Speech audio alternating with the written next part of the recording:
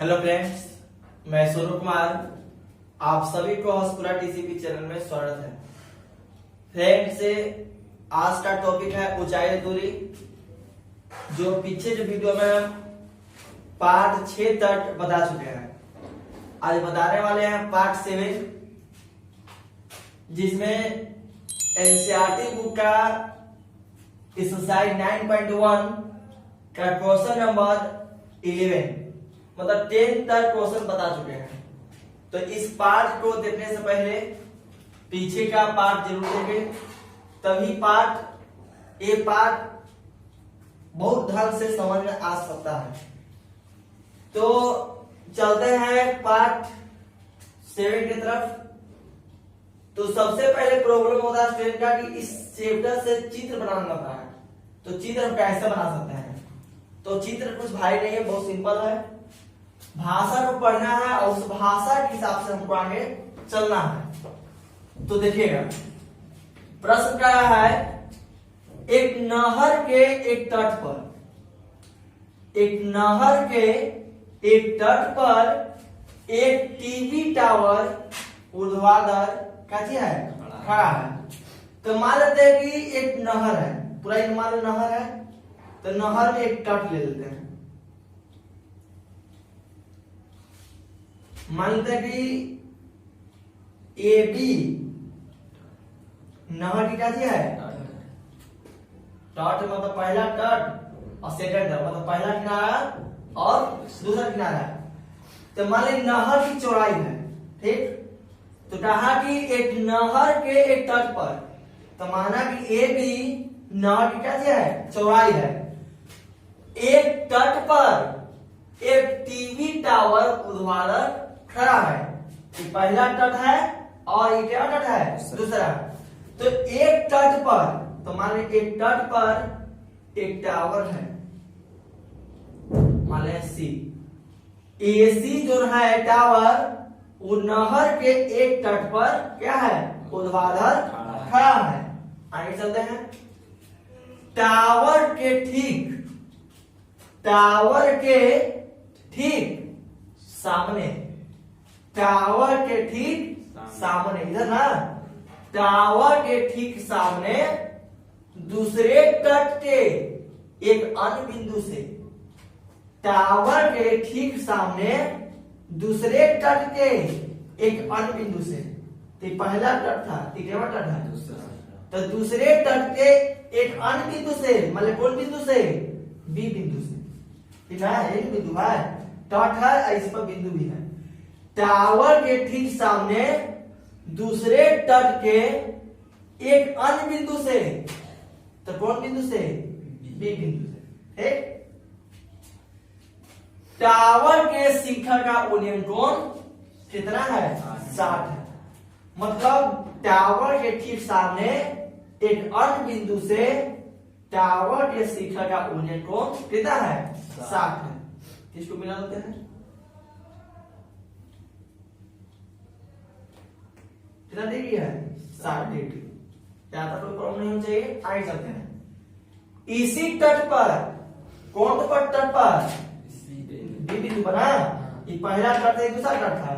तो कहा कि इसी तट पर इस बिंदु से, इसी तट पर इस बिंदु से 20 मीटर दूर, कितना मीटर दूर, 20 मीटर दूर। ध्यान से चित्र बनाना है। इसी तट से इसी बिंदु से 20 मीटर दूर, तो मान लीजिए कितना मीटर दूर है, 20 मीटर। तो मान लेते हैं, मान लेते हैं ना, डी नाम, ठीक। 20 मीटर दूर, और इस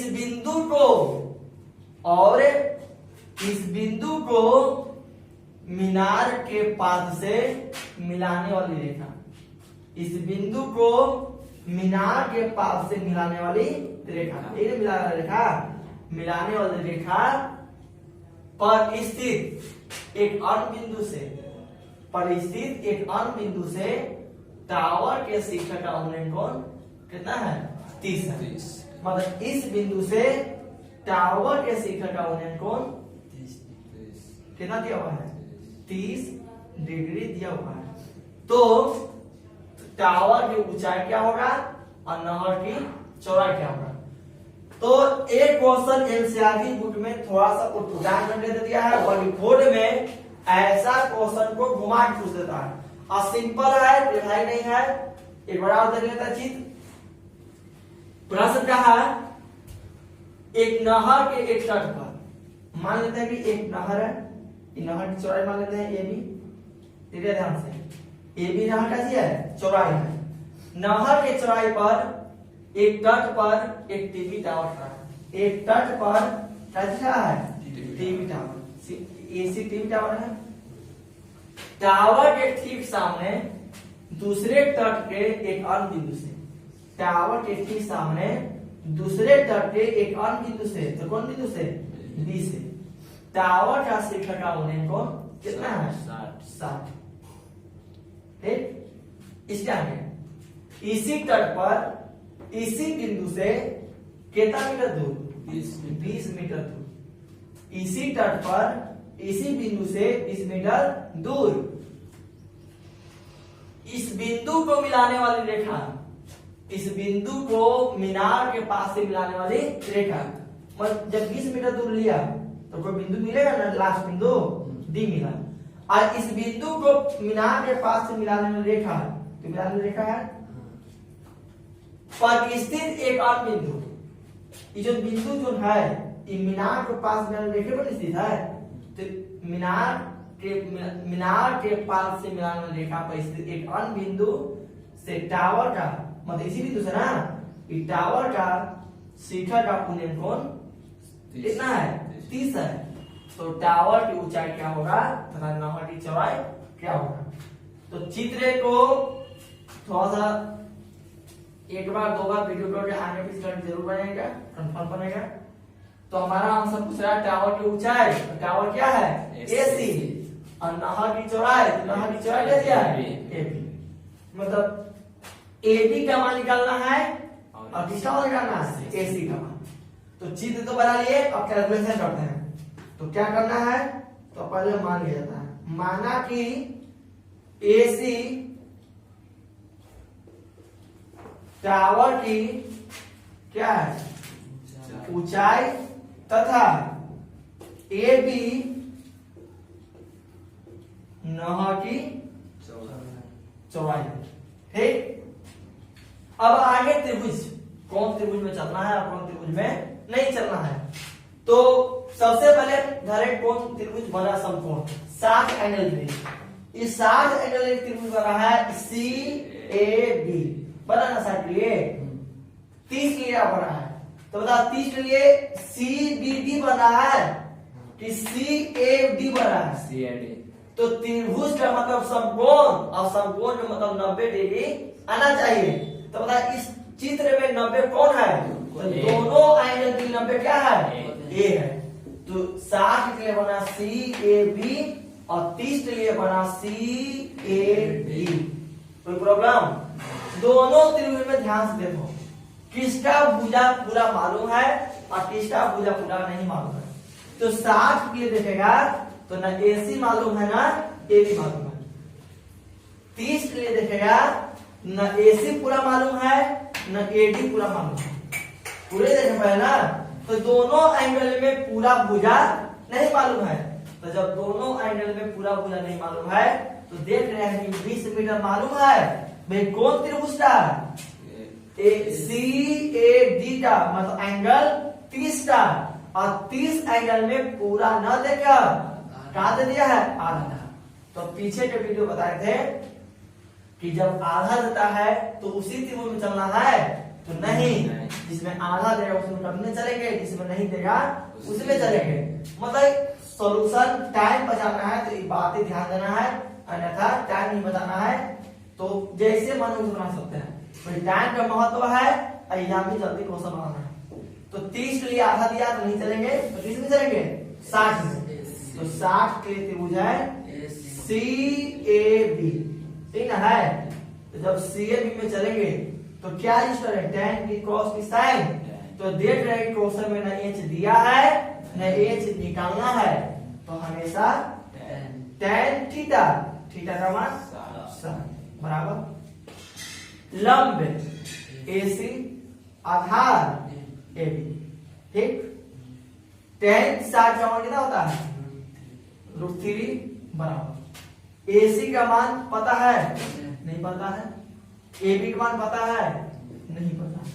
जब क्रॉस मल्टीपल गुना करेंगे तो AC बराबर √3AB है। अब इस टाइम कुछ होने लायक नहीं है तो हम आगे चलते हैं, बनेगा त्रिभुज। अगला त्रिभुज का नाम है CAD।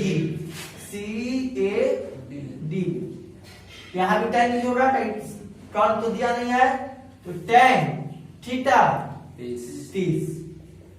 लंब का नाम है AC और आधार का नाम क्या है AD। ध्यान से तो बैठना है, कोई प्रॉब्लम नहीं होती।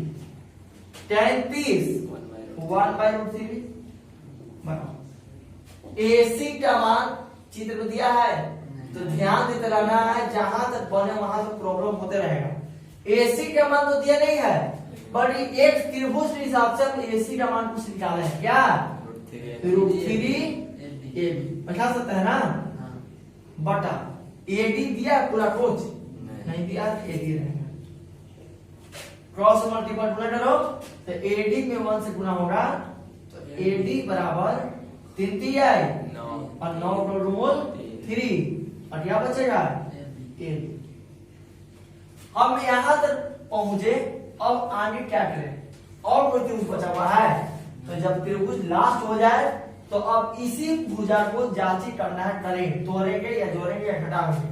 तो AD को ध्यान से देखो, इस AD भुजा का निर्माण कैसे हुआ है AB प्लस BD, तो हम लिख सकते हैं AB प्लस BD। पूरा एकदम ध्यान से देखना है, बनेगा 3। AB को हम कुछ नहीं कर सकते हैं, कर सकते हैं तोड़ सकते हैं तो AB रहेगा। देख रहे हैं कि AB एक प्लस में है, उधर जाएगा तो BD का मान कुछ आया है कितना, तो BD की जगह हम बैठा सकते हैं 20। 3AB प्लस में AB है तो क्या में होगा माइनस में। 20 बराबर 3 में से हो गया 3 में से तो क्या बचेगा 2A, कटेगा क्या बार में 10 बार, तो आ जाएगा AB बराबर 10। तो जो AB का मान आया वो असली में क्या आया, तो AB का मान असली में 9 क्या आया, तो एक हमारा आंसर आया मीटर, ये हमारा क्या चल गया आंसर। तो सिर्फ आया AB का मान भी 9 की चौड़ाई, एक और बाकी है टावर की ऊंचाई, और टावर की ऊंचाई कैसे निकाले, तो ध्यान से देखो कहीं ना कहीं AC का मान आया होगा, तो नजर आ रहा है AC बराबर √3, तो लिखे चूंकि AC बराबर √3AB, तो AC बराबर √3 और गुने AB का मान कितना है 10, तो क्रॉस गुना हो रहा 10 √3 मीटर, ये हमारा क्या हो गया आंसर।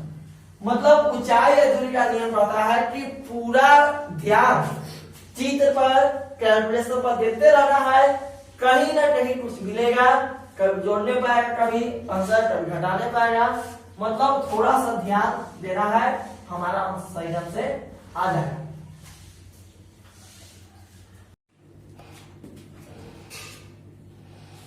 तो अगला क्वेश्चन इस पार्ट का क्वेश्चन नंबर 12। एक क्वेश्चन बिहार बोर्ड के लिए ज्यादा इंपोर्टेंट रहता है, मतलब ज्यादा चांस रहता है पूछने का। तो देखते हैं क्या कि क्वेश्चन में कैसा चित्र बनेगा और कैसा कैलकुलेशन होगा। तो चित्र कोई भाई होता है, सिंबल होता है, सिर्फ बनाने का तरीका मालूम है कैसे हम बना सकते हैं। तो प्रश्न कर रहा है 7 मीटर ऊंचे भवन के शिखर से, 7 मीटर ऊंचा का जी है भवन है, तो ध्यान दीजिएगा 7 मीटर, मान लीजिए AB एक भवन है जिसका हाइट कितना मीटर का है 7 मीटर। 7 मीटर ऊंचे भवन के शिखर से, ध्यान से मतलब जैसे जैसे कर रहा है वैसे वैसे हम हाथ का यूज करें, उंगली का, अब वैसे वैसे बनाएंगे। कहा कि 7 मीटर ऊंचे भवन के शिखर से, तो शिखर से यहां से ना, शिखर से एक केबल टावर के शिखर का उन्नयन कोण कितना है? 60 है। शिखर से एक केबल टावर, शिखर से एक केबल टावर के शिखर का उन्नयन कोण कितना है? 60। तो एक बात ये दिमाग में आएगा कि भवने पर शिखर है, भवने पर टावर है, तो ध्यान दीजिएगा, एगो से कहेगा, एगो पर कहेगा। जब पर कहेगा तो उसी पर, और जब से कहेगा तो उस पर नहीं, उसका उल्टा विपरीत। ध्यान दीजिएगा।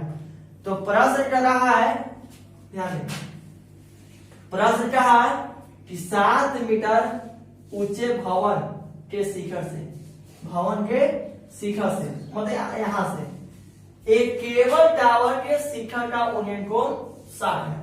तो पहले हम एक टावर बना लेते हैं, सीडी केबल टावर।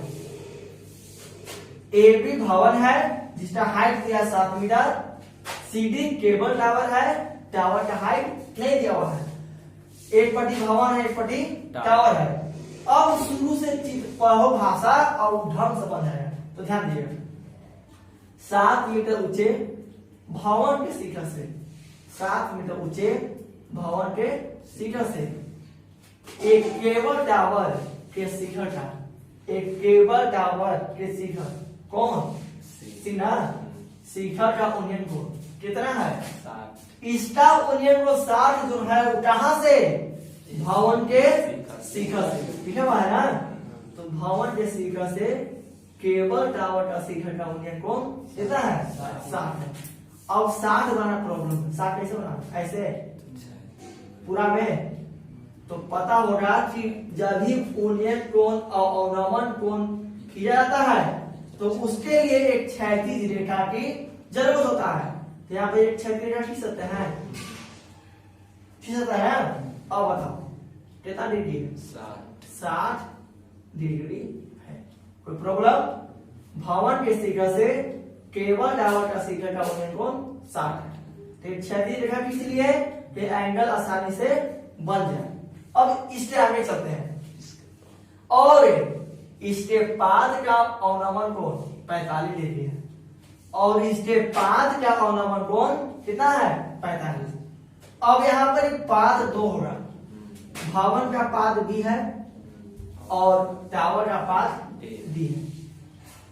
अब भवन के पास से मिलाना है अवनमन कोण कि टावर के पास से बनाना अवनमन कोण कोई पता नहीं चला है। तो ध्यान दीजिएगा, कोई भाई नहीं है। कहा कि इसके बाद का अवनमन कोण कितना है? 45। तो किसके कुछ पता चला है? तो ध्यान से देखो, जब समझ में आए तो पीछे रिटर्निंग आओ। 60 है, कौन है? उन्नयन है, क्या है? शिखर के है, टावर। टावर पहले आया कि भवन पहले आया? पहले स्टेट के बाद कौन आया पहले? टावर। तो कहा कि इसके मतलब इसके मतलब किसके? टावर के। यदि यहाँ पर भवन रहता तो भवन से, यदि यहाँ पर मीनार रहता तो मीनार से। समझ में आया? तो इनका ध्यान देना कि भवन से क्यों नहीं मिला है। तो भवन से इसलिए नहीं मिला है तो इसके तिस्टे रहता है, इसके उसके रहता है, तो उसी का संदेश ही होता है जो उसके पीछे रहता है। तो कहा कि टावर के शिखर का उन्नयन कोण 60 है, ये तो मिला दी। कहा कि और इसके बाद का अवनमन कोण, तो इसके बाद क्या मतलब इसके बाद का? केबल टावर का। तो बता, यही केबल टावर है। केबल टावर का उन्नयन कोण, अवनमन कोण कितना है? 45। तो ये बता, इसको किससे मिलाएगा? ए से किसी से? तो ए से मिलेगा, तो ए से। इसके बाद का अवनमन कोण कितना डिग्री है? तो अब आया अवनमन। अब पीछे क्लास में बताए थे कि अवनमन किसको बोलते हैं?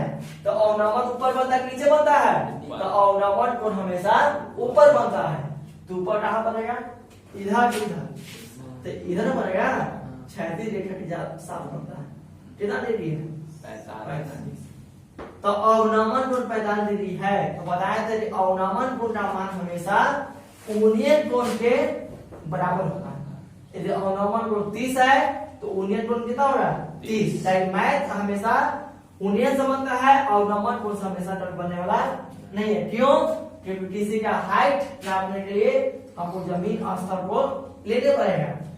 तो अवनमन कोण 45 है तो उन्नयन कोण कितना हो जाएगा? कितना? 45। एकांतर दिशा में नजर आ रहा है ना, एकांतर दिशा में दोनों आपस में है बराबर है। फिर एक बार चीज देख लेते हैं, पर नाम यहाँ दे दो, यहाँ कोई नाम दे दें ई। ध्यान देना, कोई भाई नहीं है, समझाने में थोड़ा टाइम लगेगा। प्रश्न क्या आता है? 7 मीटर का एक भवन है, 7 मीटर है भवन है। भवन के शिखर से एक केबल टावर, सीधी केबल टावर है। 7 मीटर ऊंचे भवन के शिखर से एक केबल टावर के शिखर का उन्नयन कोण कितना डिग्री है? तो यही उन्नयन कोण हो गया 60 डिग्री। ये रेखा खींचे तो कोण बनाना था। ठीक है, स्टेप 5 का, तो स्टेप 5 का केबल टावर का, तो केबल टावर के पाद का अवनमन कोण, तो अवनमन कोण इसी से बनेगा ना, एक बिंदु आता है शिखर, तो इसके पाद का अवनमन कोण, अवनमन कोण कितना डिग्री है? 45 डिग्री। तो टावर की ऊंचाई क्या होगा? तो पहले तो ध्यान रहा कि अवनमन कोण का मान उन्नयन कोण के क्या होता है? बराबर। किसके हिसाब से? एकांतर कोण के हिसाब से क्या है? बराबर है। तो टावर की ऊंचाई क्या होगा? तो बताओ, टावर असली में क्या है? सीढ़ी। हमको सीढ़ी का मान निकालना है, तो यहाँ पे नाम इधर नाम दे दिए। अब चलेंगे त्रिभुज में, तो चलने से पहले माना कि सीधी केबल टावर की क्या है? ऊंचाई है। कौन त्रिभुज में चले? तो पहले तो त्रिभुज बनो, ध्यान रखना, हमेशा त्रिभुज उन्नयन से बनाना और नमन से बनाने की जरूरत नहीं है। मतलब इस 60 डिग्री पर ध्यान, इस 60 डिग्री त्रिभुज है ए सी ई, नजर आ रहा है ना। और 45 के लिए कौन त्रिभुज है? A B D. ताकि मैथ और नमन से नहीं बनता है, किससे बनता है? उन्नयन से। तो 45 एंगल में भुजा मालूम है पूरा, तो 7 मीटर मालूम है। 60 डिग्री मालूम है, तो 60 में चलेंगे कि 45 में चलेंगे? तो 45 डिग्री त्रिभुज है ए बी डी। जब ए बी डी में चलेगा, न कर्ण दिया है न कर्ण निकालना है, तो tan थीटा, और थीटा का मान 45 बराबर लंब ए बी आधार बी डी।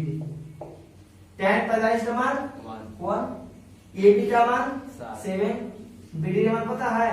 नहीं। क्रॉस मल्टीपल जब गुना हो रहा तो बी डी बराबर 7। जब ए बी डी में चले तो बी डी का मान आ चुका है। अब चलते हैं, एक और त्रिभुज बचा हुआ है, कौन त्रिभुज? सी ए ई में एंगल 60 के लिए ही ना बना है, तो इसमें भी डिसाइड होगा tan theta, tan theta, theta का मान 60। लंब का नाम है ए सी और आधार का नाम है ए। tan 60 का मान √3, सी का मान कुछ पता है? नहीं पता है।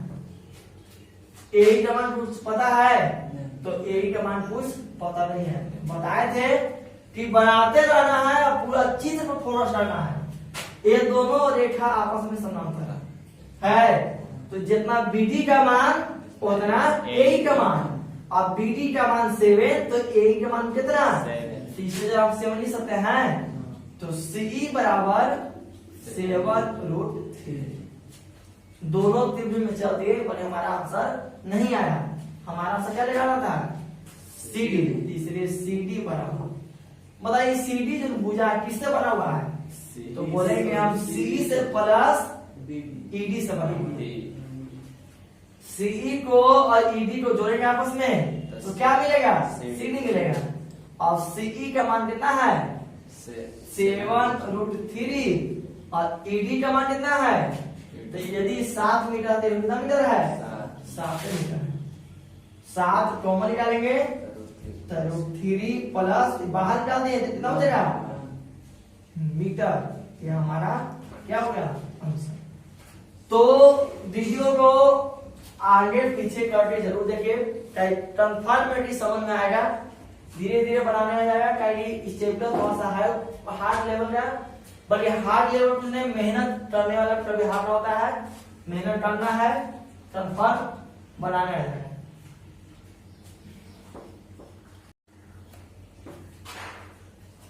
तो इस पार्ट का क्वेश्चन नंबर 12 तो हो चुका है, 4 क्वेश्चन और बचा हुआ है, मतलब टोटल क्वेश्चन नंबर 16 है।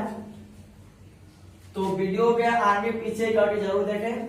यदि आप लोग अभी तक मेरे चैनल को सब्सक्राइब नहीं किया है तो मेरे चैनल को सब्सक्राइब कर लें, शेयर करें और लाइक जरूर करें, ताकि मैं वीडियो डालें तो आपके पास शीघ्र पहुंच सके।